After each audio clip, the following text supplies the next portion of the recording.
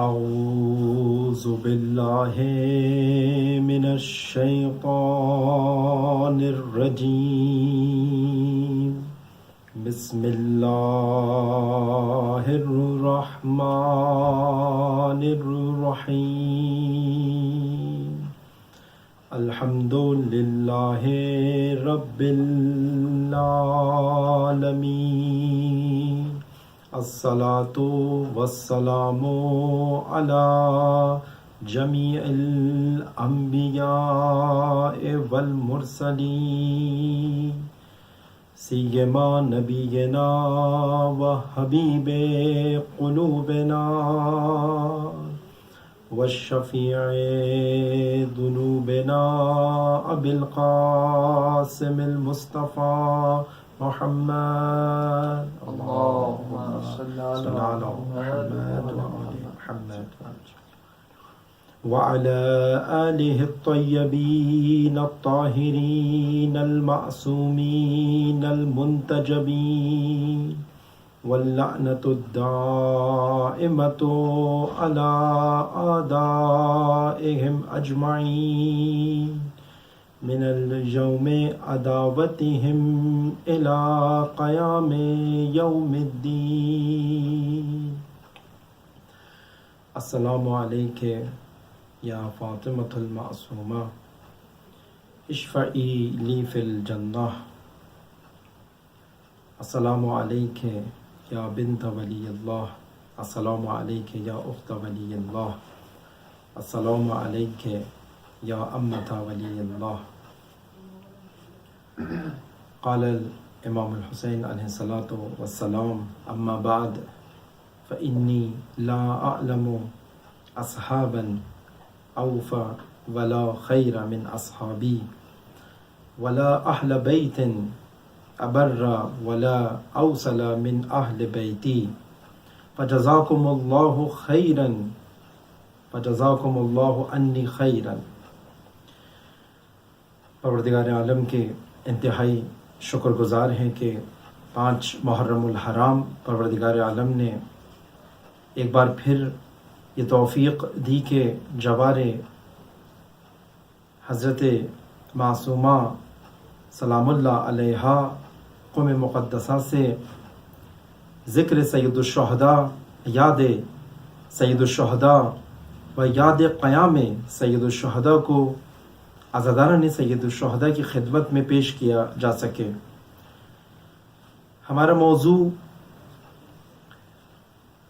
عاشورائی خودسازی و کربلائی خودسازی اس سال عشرہ مجالس قرار پایا کہ ہم نے آپ کی خدمت میں عرض کیا کہ اگر ہم کربلا و عاشورہ کے اندر مظلومیت کے پہلو کو مد نظر رکھیں تو گریہ و زاری و پرسا و عزاداری ہمیں نظر آتی ہے، لیکن کربلا و عاشورہ کے دامن میں مختلف زاویوں سے نگاہ کرنے کی ضرورت ہے. اس سمندر افکار حسینی کے اندر مختلف زاویوں سے غور کرنے کی ضرورت ہے کہ جس کے ذریعے سے ہم اپنی خودسازی، اپنی شخصیت کی تعمیر اور اپنے ذریعے سے پھر اس معاشرے کی تعمیر و اس کے اندر الہی حکومت و الہی سیاست و الہی معاشرت کو انجام دے سکیں گے. بس کربلا و تحریک کربلا در حقیقت ایک حسینی معاشرے کی تشکیل کے لیے تھا، ایک محمدی معاشرے کی تشکیل کے لیے تھا، ایک علوی و فاطمی معاشرے کی تشکیل کے لیے تھا. لیکن اگر ہم دیکھیں کہ ہم سید الشہداء کی یاد بنائیں، ان کا تذکرہ کریں، لیکن ایسے ماحول میں کر رہے ہوں جہاں پہ نہ معاشرہ سید الشہداء کا ہو،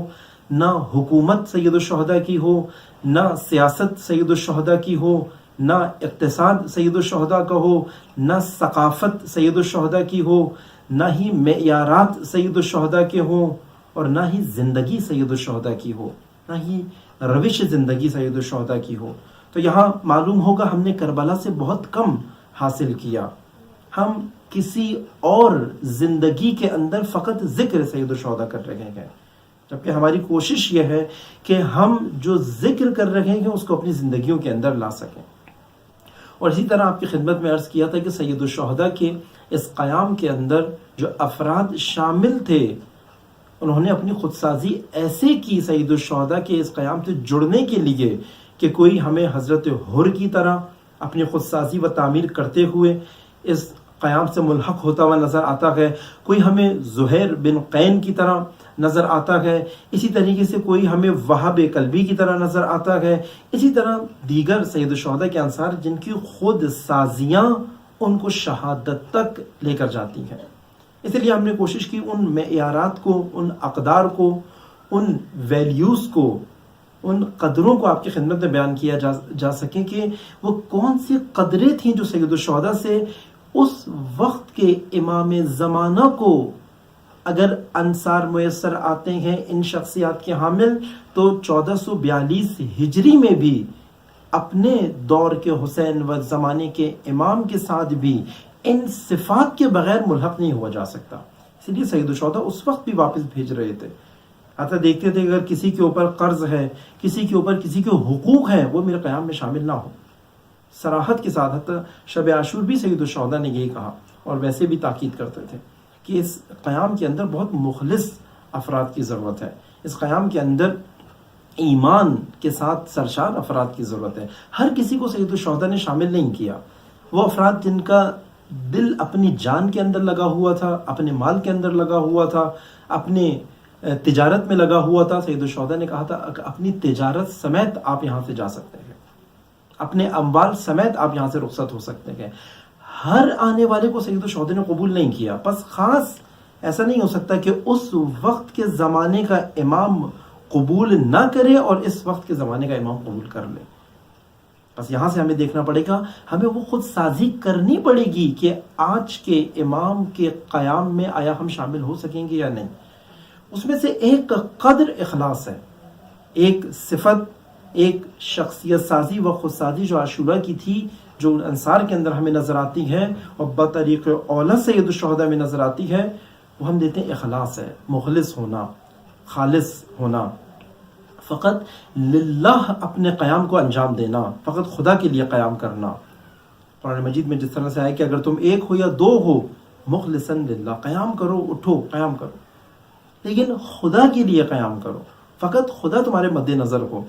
نہ دنیاوی لالچوں کے لیے، نہ کسی مقام و منزلت پہ جانے کے لیے، نہ کسی خاص حیثیت کو حاصل کرنے کے لیے، اور نہ ہی مال و ملال حاصل کرنے کے لیے، نہ ہی ثروت حاصل کرنے کے لیے۔ بس یہاں پہ انسان کے اخلاص کے اگر میدان دیکھے جائیں، وہ اخلاص انہی جگہوں پہ نظر آتا ہے کہ ایسا تو نہیں ہے ظاہراً عمل نیک ہے، لیکن اس کے پیچھے جو محرک ہے، جس چیز نے اکسایا ہے، جس چیز نے موٹیویٹ کیا ہے، ہو سکتا ہے وہ اسلامی نہ ہو، اس کے اندر اخلاص نہ ہو سکتا ہے ظاہراً جو عمل انجام دیا جا رہا ہے وہ بہت اچھا ہو، لیکن خلوص کے بغیر ہو۔ بس عمل صالح کی بھی ایک شرط کہ قرآن کے اندر بھی آئے کہ والذین آمنوا وعملوا الصالحات، جو ایمان لاتے ہیں اور عمل صالح انجام دیتے ہیں، ان کے لیے کہا کہ مثلا توبہ ان کی قبول ہوتی ہے، وہ دراصل خدا کی بارگاہ کے اندر سرخرو ہیں، یہ دراصل حقیقی مومن ہے، جو قرآن کے اندر مختلف یہ عبارت تکرار ہوئی ہے قرآن میں متعدد دفعہ۔ تو یہ عمل صالح کیا ہے؟ یعنی وہ عمل جس کے اندر صلاحیت ہو کہ وہ انسان کو انسان بنا سکے، وہ بن سکنے والے انسان کو منزل انسانیت کے اوپر لے کے جا سکے۔ یہ عمل صالح کی شرائط میں سے ایک شرط اخلاص ہے، اس عمل کے اندر خلوص کتنا ہے۔ اس لیے خداوند متعال کو کثرت سے زیادہ عمل کے اندر کیفیت مطلوب ہے، کوانٹیٹی سے زیادہ کوالٹی خداوند متعال کی بارگاہ کے اندر زیادہ قابل قبول ہے۔ کہ ہم دیکھتے ہیں کہ کثرت بعض اوقات ہمارے نیک اعمال کی بات ہو رہی ہے ابھی آپ کی خدمت میں، زیادہ تر نیک اعمال کر رہے ہوتے ہیں لیکن اخلاص نہ ہونے کی وجہ سے اس کی تاثیر ہماری زندگیوں میں نظر نہیں آتی۔ اسی لیے ایک روایت بھی ہمارے پاس موجود ہے کہ الاخلاص غایت الدین، اخلاص جو ہے وہ دین کے لیے ایک نہائی چیز اخلاص ہے، یعنی ہدف اخلاص ہے۔ دین کا ہدف یہ ہے کہ آپ کو مخلص کرے، آپ کو خالص کرے، فقط بندگی خدا کے اندر لے کر آئے آپ کو، اس قدر اخلاص درکار ہے۔ اور ہم دیکھتے ہیں کہ اگر اخلاص عمل کے اندر نہ ہو، بعض افراد کام شروع کرتے ہیں، متعدد کام شروع کرتے ہیں، لیکن اخلاص نہ ہونے کی وجہ سے وہ کام اپنے مقصد تک، اپنے انجام تک اور اپنے اس ہدف تک نہیں پہنچ پاتا جس ہدف کی خاطر اس کام کو شروع کیا گیا تھا، چاہے وہ انفرادی سطح کے اوپر کوئی کاوش و کوشش ہو یا وہ اجتماعی سطح کے اوپر کام کیے جا سکیں۔ اور یہی اخلاص کو قائم کرنا اتنا سخت عمل ہے کہ بعض روایات ہمارے پاس ہیں، خود رسول اللہ سے بھی روایت ہے اور ائمہ اطہار سے بھی روایات ہیں کہ اگر ایک مومن، یہ رسول اللہ سے واضح روایت ہے کہ حدیث ہے کہ ایک مومن 40 دن اگر خداوند متعال کی بارگاہ میں خلوص دکھائے، خداوند متعال اس کے زبان پر حکمت کے چشمے جاری کر دے گا۔ حکمت کے چشمے یعنی جو وہ بولے گا وہ حق ہوگا، جو وہ بولے گا اس کی تاثیر ہوگی، جو وہ بولے گا وہی درست بات ہوگی، حکمت ہوگی اس بات کے اندر۔ اور یہ آسان کام نہیں ہے، اسدارہ سید الشہداء، یہ خلوص و اخلاص کی منزلت کو پانا یہ واقعاً ضروری بھی ہے۔ یعنی حتیٰ اگر ہم کہیں کہ دین کا اصل ہدف، جس طرح روایت میں بھی آیا الاخلاص غایۃ الدین، دین کا ہدف اخلاص ہے، آپ کو مخلص کرنا ہے۔ مختلف جتنی ہمارے اندر عمل کو انجام دینے کے محرکات ہوتے ہیں، وہ جو ہمارے اندر موٹیویشنز ہوتی ہیں، ان سب کے اوپر خداوند متعال کی خاطر عمل کو انجام دینا یہ غالب ہے اخلاص کے ساتھ ہو۔ اور یہاں سے ہم دیکھتے ہیں کہ اگر یہ کام انجام نہ پائے، جیسے 40 دن کے لیے آیا، تو علماء اخلاق، علماء تربیت بیان کرتے ہیں کہ 40 دن کرنا بہت مشکل ہے۔ اگر ایک شخص 40 گھنٹے بھی کر پائے تو یہ بہت بڑا کام ہے، بلکہ 40 گھنٹے یا 40 منٹ کر پائے یہ بہت بڑا کام ہے۔ بلکہ علماء اخلاق کہتے ہیں کہ آپ کوشش کریں 40 سیکنڈ خدا کی بارگاہ میں اخلاص دکھا سکتے ہیں، یا کہتے ہیں کہ 40 دن تک روزانہ کوئی ایک عمل خدا کی بارگاہ میں مخلص ہو کر اور خالص ہو کر انجام دیا جائے۔ اگر کوئی اس سیڑھی پہ اوپر چڑھنا چاہتا ہے، اگر اس سفر کو طے کرنا چاہتا ہے، تو فرماتے ہیں کہ یہ طریقہ ہے کہ یہ عدد جس طرح سے آیا، آپ کوشش کریں کم سے کم سے شروع کریں۔ آپ کوشش کریں 40 سیکنڈ جو میں گزاروں، جو کام انجام دوں، فقط خدا کے لیے انجام دوں۔ اسی طرح اپنے دورانیے کو بڑھایا جائے۔ اور ایسا نہیں ہے کہ 40 دن اگر کرے تو اس کی تاثیر ہے، اور اگر 40 منٹ کرے تو اس کی تاثیر نہیں ہے۔ درجوں میں فرق ہوگا، درجوں میں فرق ہوگا، لیکن 40 منٹ کرنے والے ہونے والے عمل مخلصانہ کی تاثیر خودسازی کے اندر اور اپنی تعمیر کے اندر موجود ہے۔ اور خداوند متعال اتنا غنی ہے کہ خداوند متعال فرماتے ہیں، حدیث قدسی ہے کہ اگر کوئی شخص مجھے بھی شامل کرتا ہے کسی عمل کی نیت کے اندر، یہ کام میں اس کے لیے بھی کر رہا ہوں، خدا کو بھی شامل کرتا ہے، تو خدا کہتا ہے میں مکمل امر پلٹا دیتا ہوں اس شخص کی طرف کہ میں حصے دار نہیں بننا چاہتا۔ میں اتنا غنی ہوں اس چیز سے کہ اگر وہ کسی اور کی نیت کی خاطر کرتا ہے، مجھے بھی شامل کر لیتا ہے، تو خدا پھر اس عمل کو قبول نہیں فرماتا اپنی بارگاہ کے اندر۔ اسی لیے اس کا در سخت ہونا ہے ہر عمل کے اندر، اور شیطان یہیں سے بہت سارے نیک اعمال کرنے والوں کو شیطان یہاں سے گھیرتا ہے۔ وہ جو برے اعمال کر رہے ہیں وہ تو برے اعمال ہیں ہی، ان کے لیے تو وہاں پہ وہ میدان نہیں ہے۔ اخلاص کا میدان ان کے لیے ہے جنہوں نے نیکیوں کو اپنے لیے انتخاب کیا ہے، جن کو جو نیک اعمال کرنا چاہتے ہیں۔ ہر جگہ کے اندر ہم اس کو دیکھیں گے۔ اور ہمارے پاس مثلاً کہتے ہیں کہ خداوند متعال ایک واقعہ بھی اس کے اندر ہے، بیان بھی ہوتا ہے کہ کتابوں میں بھی آیا، اور ہم نے بزرگان سے یہ واقعہ سنا، اپنے اساتید سے سنا یہ واقعہ کہ ایک فرشتوں نے نامہ اعمال، آخرت میں جب فرشتے نامہ اعمال دیکھیں گے کہ بعض افراد کے نامہ اعمال ایسے ہوں گے کہ خداوند متعال سے فرشتے تعجب کے ساتھ سوال کریں گے کہ ان کے نامہ اعمال تو بالکل سفید ہیں، یہ تو بالکل کورے کاغذ ہے، یا ان کا جو نامہ اعمال کے اندر ہے تو کچھ بھی عمل درج نہیں ہے۔ اور یہ کیسے ہو سکتا ہے؟ غیر معصوم افراد کی بات ہو رہی ہے۔ یہ کیسے ہو سکتا ہے کہ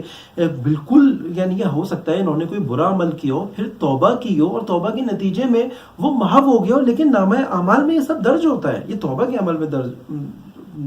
کے نتیجے میں حذف ہوا ہے۔ تو فرشتے تعجب میں کہیں گے خدا ہم ان کا حساب کتاب کیسے کریں کہ ان کا تو پورے نامہ اعمال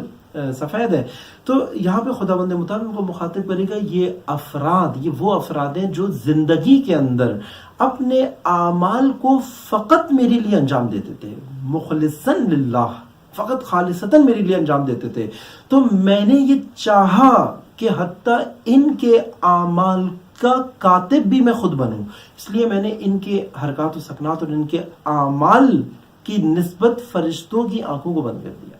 یعنی فرشتوں کو بھی متوجہ نہیں ہونے دیا، چونکہ انہوں نے فقط میرے لیے اعمال انجام دیے، تو میں نہیں چاہتا تھا حتیٰ ان کے اچھے اعمال کا فرشتوں کو بھی علم ہو۔ میں کاتب ہوں ان کے اعمال کا،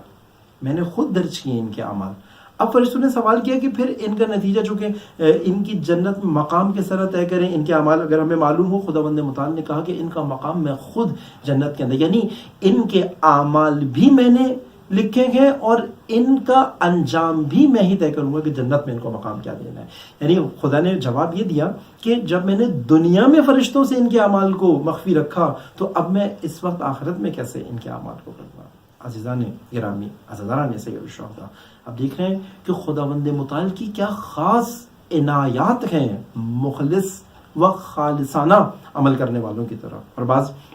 خداوند متعال اور روایات کے اندر بھی آتے ہیں کہ جب کوئی خالصاً خدا کے لیے عمل کرتا ہے تو خداوند متعال خود لوگوں کی نظر میں، چونکہ ایک انسان کی کوشش ہوتی ہے کوئی عمل کرے تو لوگوں کو یوں بتانا چاہتا ہے، لوگوں کو یوں دکھانا چاہتا ہے، لوگوں کی نظر میں عزیز بننے کے لیے کہ لوگ خوش ہوں گے، لوگوں کی خوشنودی حاصل کرنے کے لیے، لوگوں کی رضایت حاصل کرنے کے لیے یہ کام کرتا ہے۔ اور خداوند متعال، بعض مخلص لوگ ایسے ہیں کہ خداوند متعال چاہتا ہے کہ جب وہ کوئی میرے لیے عمل کرے تو خدا پھر، کیونکہ وہ لوگوں کو دکھانے کے لیے نہیں کرتا، تو خدا چاہتا ہے کہ اب خدا ان کے نام کو بلند کرے گا، خدا ان کے ذکر کو بلند کرے گا دنیا کے اندر۔ اور بعض افراد ایسے ہیں کہ جو چاہتے ہیں خدا یہ کام بھی ہمارے لیے انجام نہ دے، بعض افراد ایسے، یعنی ایسا نہیں ہے کہ یہ کام ناممکن ہے، لیکن ہمیں یہ سمجھنا پڑے گا یہ کام دشوار ضرور ہے لیکن ممکن کام ہے۔ اور خداوند متعال کی بارگاہ میں ایسے افراد موجود ہیں یہاں پہ، کیونکہ اگر ہم نے یہ کام دوسروں کے لیے انجام دے بھی دیا تو وہ کیوں چاہتے ہیں کہ باقیوں کو نہ پتہ چلے، کہ ان کو وہ حقیقت سے معرفت ان کو حاصل ہوتی ہے، وہ حقیقت کو سمجھتے ہیں کہ لوگوں کی نظروں کے اندر عزیز بننا اتنا بڑا کام نہیں ہے، لوگوں کی نظروں کے اندر عزیز بننا ہدف نہیں ہے، اس خاطر وہ نہیں چاہتے کہ وہ اپنے کاموں کو خداوند متعال کے سامنے حقیر کر دے۔ اسی طرح سے آپ دیکھیں کہ کیونکہ اگر ہم نے فرض کریں دوسروں کی رضایت حاصل کر بھی لی، دوسروں کو خوش کر بھی دیا، لیکن اگر خدا رہ گیا، جیسے خود سید الشہداء دعائے عرفہ میں فرماتے ہیں کہ جس نے خدا کو پایا اس نے کیا کھویا، اور جس نے خدا کو کھو دیا اس نے کیا پایا۔ اگر اس نے دوسروں کو یہ عمل دکھانے کے ذریعے سے، ریاکاری کے ذریعے سے دوسروں کے سامنے اپنا کوئی مقام بنا بھی لیا لیکن خدا کے سامنے نہ بنا پایا، اس نے کچھ حاصل نہیں کیا۔ بس مخلص ہونا اتنا وہ ہے، کیونکہ ریاکاری میں بھی واضح ہمارے لیے بعض اوقات ایک غلط ترجمہ یا غلط مفہوم ریاکاری کا بیان کیا جاتا ہے کہ مثلا بعض افراد بہت سارے کام اس لیے نہیں کرتے چونکہ لوگ دیکھ رہے ہیں اس لیے ہم کام انجام نہیں دیں گے۔ بعض افراد ہیں ایسے، کچھ ہمارے دوستوں میں سے کچھ افراد ہیں وہ کہتے ہیں کہ ہم میڈیا پہ اس لیے کام نہیں کرتے کہ مثلا کیونکہ ایسا لگتا ہے کہ لوگ کیونکہ اس کام کو دیکھ رہے ہیں یہ خدا کی بارگاہ میں قبول نہیں ہوگا۔ تو ریاکاری کے مفہوم میں ایک ظرافت ہے، ایک فرق ہے، وہ بڑا لطیف فرق ہے۔ وہ کیا ہے؟ ریاکاری لوگوں کا دیکھنا نہیں ہوتا، ریاکاری آپ کا لوگوں کو دکھانا ہوتا ہے۔ لوگ جس کام کو دیکھ رہے ہیں، جیسے سید الشہداء کی پوری کربلا کی تحریک آج پوری دنیا نے دیکھی، یعنی کہ پوری دنیا مطلع ہوئی، پوری دنیا کو پتہ چلا، اور اس وقت بھی بعض اتنے بڑے لشکر نے دیکھی، لیکن آیا وہ ان کو دکھانے کے لیے یہ سب چیزیں کر رہے تھے؟ یہاں فرق ہے۔ ریاکاری لوگوں کا دیکھنا نہیں ہے، ریاکاری لوگوں کو دکھانے کی خاطر کرنا ریاکاری ہے۔ تو بس یہاں پہ اسی لیے کہا کہ اخلاص کا میدان بہت ظرافت مانگتا ہے، بہت لطافت مانگتا ہے اپنے عمل کے اندر، اور چھوٹی چھوٹی چیزوں سے شیطان اسی اخلاص کو توڑواتا ہے تاکہ یہ نیکیاں زائل ہوں، یہ ہفتے عمل ہو، جس کو قرآن نے ہفتے عمل سے تعبیر کیا ہے، یہ عمل ضائع ہو جائے، نیکیاں ضائع کرنے کے لیے کہ وہ اس کے اندر لے کر جائے۔ یہ ہمارے اجتماعی امور کے اندر بھی اور یہ ہمارے انفرادی امور دونوں کے اندر ہے۔ آپ دیکھیں پاکستان کے اندر بھی اگر ہم اپنی مجموعی صورتحال دیکھیں، کتنے ادارے، کتنی انجمنیں، کتنی عزاداریاں، یہاں بہت ساری جگہ دیتے ہیں، کتنے ممبر ہیں پاکستان کے، لیکن آپ دیکھیں وہ افراد یا وہ شخصیات جنہوں نے مخلصاً للہ پیغام پہنچایا، آپ دیکھیں ان کی پیغام کی تاثیر کتنی ہے۔ یا مثلا کراچی میں ہم ایک مرثیہ خواں کی اگر بات کریں، ایک شاعر کی بات کریں، سبط جعفر صاحب، شہید سبط جعفر رحمۃ اللہ علیہ، آپ دیکھیں شہید سبط جعفر کی زندگی کے اندر اخلاص نے کیا انقلاب برپا کیا کہ ان کی شہادت کے اوپر جو ماحول تھا سب نے دیکھا، ان کی زندگی کے اندر بھی ان کی شخصیت سے کتنے لوگ متاثر ہوئے۔ آیا انہوں نے بہت تعلیم زیادہ حاصل کی تھی، یا ان کے پاس ڈگریاں بہت زیادہ تھیں، یا ان کے بہت زیادہ ہم کہیں گے کہ مال و منال ان کے پاس زیادہ تھا، ثروت بہت زیادہ تھی؟ نا، عمل تھا، اخلاص تھا ان کے اندر، ایک ایک شعر میں اخلاص تھا، ایک ایک بات میں اخلاص تھا۔ کیوں کہ شہید سبط جعفر کے ذریعے سے عزاداری کے اندر پیشہ وری کرنے والوں کے منہ پر تماچا شہید سبط جعفر کے ذریعے سے لگا۔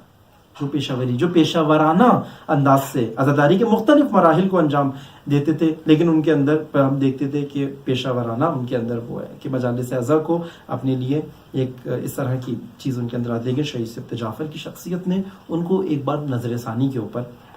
یا کس طریقے سے سادگی کے ساتھ چلے جاتے تھے، چھوٹی چھوٹی محافل کے اندر ان کو فقط سید الشہداء کی خاطر جاتے تھے، خدا کی خاطر جاتے تھے، دین کی خاطر جاتے تھے، خدا نے ان کا نام بلند کر دیا۔ کتنے بڑے نوخان اسی ملک کے اندر موجود ہیں، اسی کراچی کے اندر موجود ہیں، کتنی بڑی انجمنیں موجود ہیں، کتنی بڑی شخصیات موجود ہیں، اور کن کے سابقے ہیں 30 سالہ، جن کے پاس میڈیا کے باقاعدہ کروڑوں روپے کا بجٹ ہے، لیکن شہید سبت جعفر کی بات کہاں تک پہنچتی ہے، شہید سبت جعفر کی بات کی کتنی تاثیر اور باقیوں کی کتنی تاثیر ہے، ہم یہاں سے اندازہ لگا سکتے ہیں۔ یا ہم دیکھیں انقلاب اسلامی کا پیغام پاکستان میں پہنچانے میں شہید حسینی کا کردار ہم دیکھ سکتے ہیں۔ باقی علماء بھی ہمارے پاس موجود ہیں، باقی سفیران انقلاب بھی ہمارے پاس موجود ہیں، لیکن بعض شخصیات بہت زیادہ ہمیں ابھرتی ہوئی نظر آتی ہیں، جس میں شہید حسینی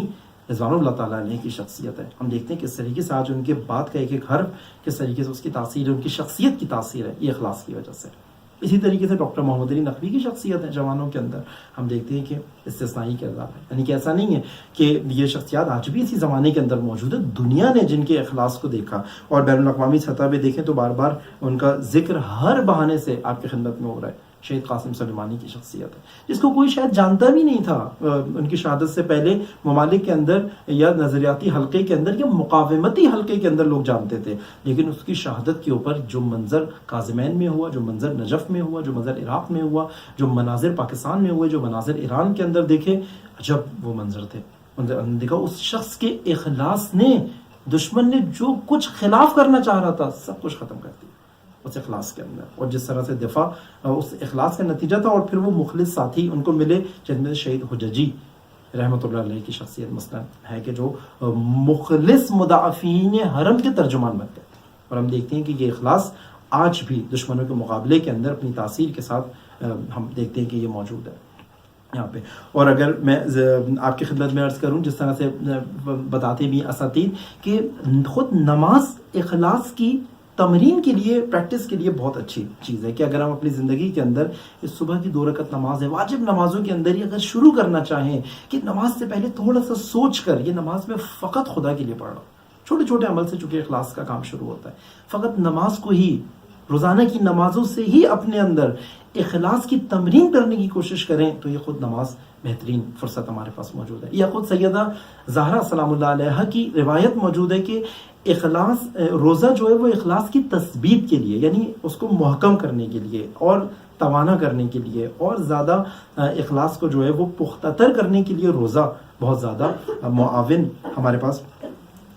موجود ہے۔ اور اخلاص کے پھر وہ ثمرات بھی ہمارے پاس موجود ہے کہ اگر کوئی شخص مخلص ہوتا ہے، جیسا آپ کی خدمت میں عرض کیا کہ خدا اس کی زبان پر حکمت کے چشمے جاری کرتا ہے، اور اسی طریقے سے ہم دیکھتے ہیں خدا اس کو، اس کے نام کو زندہ رکھتا ہے، جس طرح آج کربلا ہمارے پاس موجود ہے۔ آج ایک ناصر کربلا کا نام کس طریقے سے زندہ ہے، اور اسی جہاں پہ اخلاص نہیں ہے جن اعمال کے اندر، وہ چیزیں موجود نہیں ہیں۔ خود امام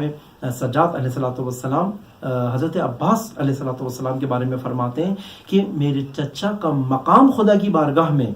ایسے ہے کہ شہداء حسرت کرتے ہیں ان کے مقام کے اوپر، شہداء جو ہے وہ حسرت کر رہے ہیں۔ اب دیکھیں شہداء جن کا خود مقام بلند ہے، یہ حضرت عباس کی انہی مخلص عمل کا نتیجہ، اخلاص کا نتیجہ ہے کہ اگر حضرت عباس کے کربلا کے قیام کے اندر جو کچھ یا اس سے پہلے جو کچھ حضرت عباس نے کہا ہے، اگر اس کو تحریر کیا جائے، میں جتنا کچھ مطالعہ اس بندے حقیر نے کیا 2 صفحوں سے زیادہ نہیں ہے حضرت عباس کا کلام، اگر ہم اس کے اندر دیکھا جائے، لیکن آپ اس میں دیکھیں کہ حضرت عباس کی جو تاثیر ہے کربلا کے میدان کے اندر، تو ہمیں پتہ چلے گا یہ اس اخلاص کی وجہ سے، جس کی گواہی خود امام برحق دے رکھے ہیں ہمیں۔ اور اسی طرح قرآن نے بھی کہا کہ جب کوئی اخلاص کرتا ہے وَلَا تَحْسَبَنَّ الَّذِينَ قُتِلُوا فِي سَبِيلِ اللَّهِ أَمْوَاتٌ بَلْ أَحْيَاءٌ عِندَ رَبِّهِمْ يُرْزَقُونَ، کہ وہ جو ہے خدا کی بارگاہ میں ایک تو زندہ رہتے ہیں، خدا ان کو زندہ کرتا ہے جو خدا کی بارگاہ کے اندر اس طرح سے قتل کر دیے جاتے ہیں، شہید ہو جاتے ہیں، وہ خدا ایک تو ان کو زندہ کرتا ہے اور رزق معنوی بھی دیتا ہے، حیات معنوی و رزق معنوی، وَيَسْتَبْشِرُونَ بِالَّذِينَ لَمْ يَلْحَقُوا بِهِمْ، اور وہ بشارت دیتے ہیں ان سے جو ابھی تک ان سے ملحق نہیں ہوئے، ان کو بشارت دیتے ہیں کہ دیکھیں ہم نے کیا مقام حاصل کیا اس مقام کی۔ اور پھر آگے فرماتے ہیں کہ وہ خوش ہیں، شاد ہیں، فارحین، شاد ہیں وہ، اسی سورہ آل عمران کی آیت نمبر 169 کے اندر وضاحت کے ساتھ اس کے ثمرات بیان کیے کہ کس طریقے سے جو ہے وہ یہاں پہ ہم دیکھتے ہیں. اور پھر آج ہم وہ ثمرات دیکھ رہے ہیں خود سید الشہداء کی نہضت, اور اس ثمرات کے اندر بھی آپ دیکھیں اربعین کا جو کچھ ماحول بنا ہے یہ اسی مخلص کام کا نتیجہ ہے, چونکہ پوری دنیا سید الشہداء کی طرف متوجہ ہو گئی ہے. ہم دیکھتے ہیں کہ یہ روز بروز یہ ذکر دشمنوں کی مختلف سازشوں کے باوجود بھی چلتا چلا آ رہا ہے. اسی طرح سید الشہداء نے جو اپنے انصار اسی مخلصانہ عمل کی جو سید الشہداء نے جمع کی ہے, اس کے اندر ہم ایک شخصیت سید الشہداء کی جن کا ذکر آج 5 محرم الحرام کو کرنا ہے, وہ خود سید الشہداء کے فرزند ارجمند حضرت علی اکبر. آپ دیکھیں کس طریقے سے اخلاص کے ساتھ میدان کربلا کے اندر موجود ہیں, اور میدان کربلا میں بابا سے سوال کرتے ہیں کہ بابا آیا ہم حق پر ہیں؟ جب وہ فرماتے ہیں کہ ہاں بیٹا ہم یقیناً حق پر ہیں, تو کہہ رہے ہیں کہ پھر فرماتے ہیں کہ پھر کوئی مجھے پرواہ نہیں ہے کہ یا ہم موت پر جا پڑیں یا موت ہمارے اوپر آ پڑے. حضرت علی اکبر کی داستان بہت عجیب ہے. انصار کربلا کی شہادتوں کے بعد ایک ایک کر کے انصار سید الشہداء سے اجازت لینے آتے تھے میدان کارساز میں, اور وہاں پہ جب تمام انصار شہید ہو جاتے ہیں اور بنی ہاشم کی نوبت آتی ہے تو حضرت علی اکبر پیش ہے. حضرت علی اکبر اجازت لینے کے آتے ہیں سید الشہداء سے. جب سب اجازت لینے کے لیے آتے تھے سید الشہداء نے سب کو روکا, سید الشہداء سب کو روکتے تھے, لیکن جس کو فوراً سید الشہداء نے اجازت دی, بعض روایتوں میں آیا خود سید الشہداء نے حضرت علی اکبر کو طلب کیا کہ شہادت کے لیے تیار ہوں, جنگ کے لیے تیار ہوں, وہ حضرت علی اکبر کی شخصیت ہے, اور فوراً اجازت حضرت علی اکبر کو ملی. اور ہم یہاں پر دیکھتے ہیں کہ چونکہ تمام انصار حتی بنی ہاشم ایک کے اوپر ایک سبقت لے جاتے تھے, سید الشہداء سے اجازت طلب کرتے تھے. بعض آیا کہ بعض دوسرے انصار کو لے کر سید الشہداء کی بارگاہ میں آتے تھے کہ ہماری سفارش کر دیجئے کہ ہم رکاب سید الشہداء میں جنگ کرنا چاہتے ہیں, ہم رکاب سید الشہداء کے اندر شہید ہونا چاہتے ہیں, سید الشہداء جب تک زندہ ہیں ہم اس میدان کے اندر جانا چاہتے ہیں. لیکن حضرت علی اکبر کو بتایا کہ حضرت باقی کو حضرت عباس تیار کرتے تھے, حضرت علی اکبر کو خود سید الشہداء تیار کرتے ہیں. حضرت علی اکبر کو بلاتے ہیں اور حضرت علی اکبر سے وہی مکالمہ کرتے ہیں, اور مکالمہ کرنے کے بعد حضرت علی اکبر کو جنگی لباس پہناتے ہیں, حضرت علی اکبر کو خود سر پر پہناتے ہیں, اور آخر میں کہتے ہیں کہ اے علی اکبر,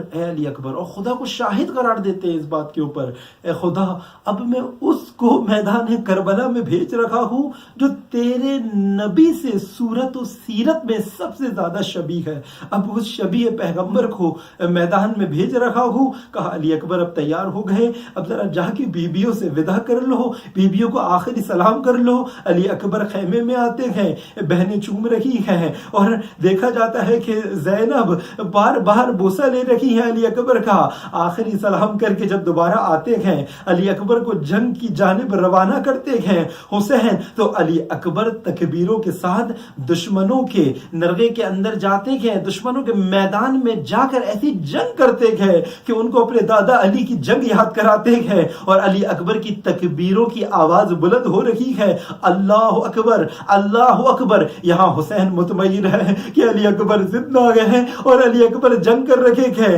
حضرت سید الشہداء ایک مرتبہ تکبیروں کی آواز دھیمی ہوتی ہے, تکبیروں کی آواز خاموش ہوتی ہے. علی اکبر واپس آتے ہیں, اپنے گھوڑے کو ایڑ دے کر دوبارہ بابا کے پاس آتے ہیں اور کہتے ہیں بابا بابا بابا, یہ جو لباس ہے یہ بہت گرم ہے, یہ لوہے کا لباس ہے. ارے بابا اگر تھوڑا پانی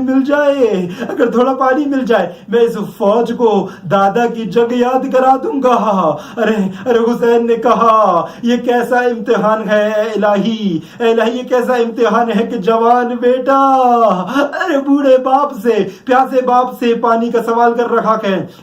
کہا اے علی اکبر ذرا اپنی زبان کو ہمارے دہن میں قرار دیجئے. ارے علی اکبر نے جیسی دہن میں اپنی زبان کو قرار دیا, کہا بابا آپ کا حلق تو, آپ کا منہ تو ہم سے زیادہ پیاسا اور سوکھا ہے, کہا خشک ہے. اور جب وہاں پہ دیکھا حسین نے کہا کہ اے بیٹا جنگ پر جائیے, اے بیٹا دوبارہ جنگ شروع کیجئے, نانا منتظر ہے, بابا منتظر ہے, آپ کو حوض کوثر پر سیراب کریں گے. علی اکبر دوبارہ ایک مرتبہ میدان جنگ کے اندر جاتے گئے. ارے ظالموں نے ایک بار جو تن متن آ رہے تھے اور علی اکبر کی تلواروں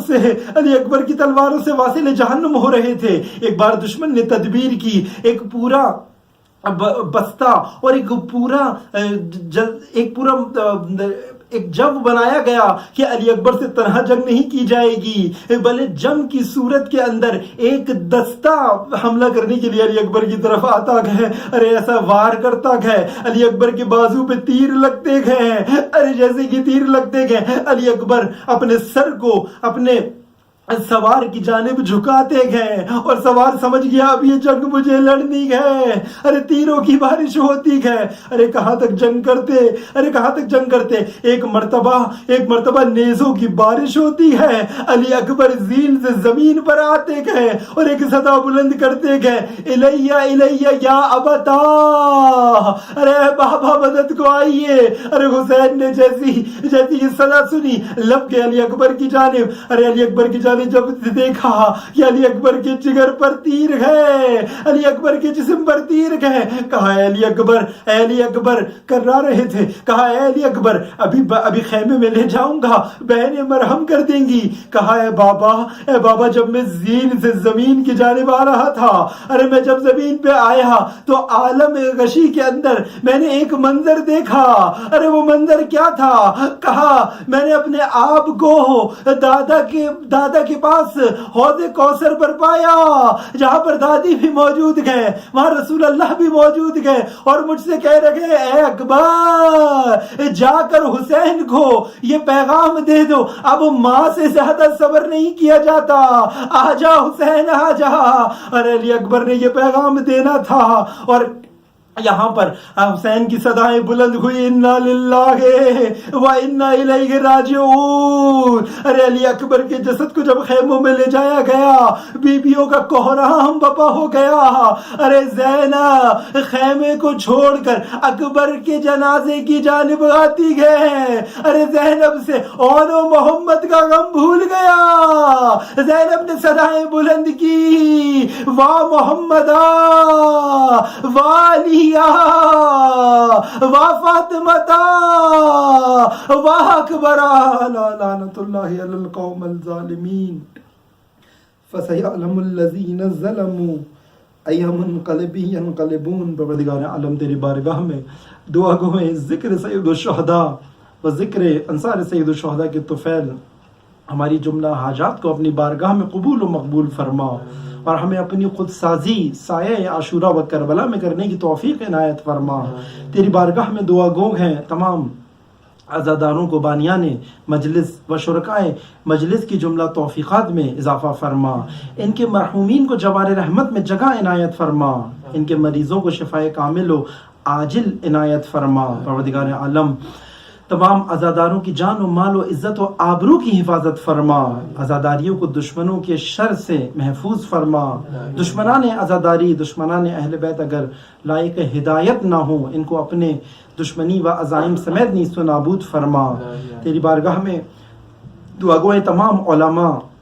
تمام علماء مراجع کو طولی عمر عنایت فرما. تیری بارگاہ میں دعا گو ہیں امام زمانہ اجل اللہ تعالی فرجہ الشریف کے ظہور میں تعجیل فرما اور ہمیں ان کے اعوان و انصار میں سے ہونے کی توفیق عنایت فرما. وآخر دعوانا ان الحمد للہ رب العالمین.